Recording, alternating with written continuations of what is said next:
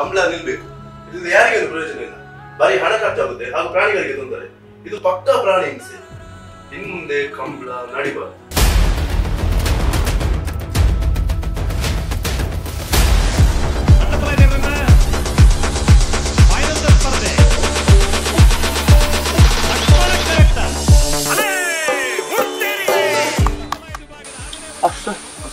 ಹೇಗಿದೆ ನಮ್ಮ Kambala? Super sir, ಇದು ನಿಲ್ಲೇಬಾರದು, ನಡೀತಾನೆ ಇರ್ತೀವಿ.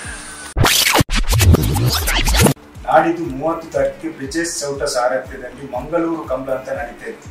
ಅಲ್ಲಿಗೆ ಬನ್ನಿ, ಆಮೇಲೆ ಡಿಸೈಡ್ ಮಾಡಿ ಕಂಬಳ ಬೇಕಾ ಬೇಡವಾ.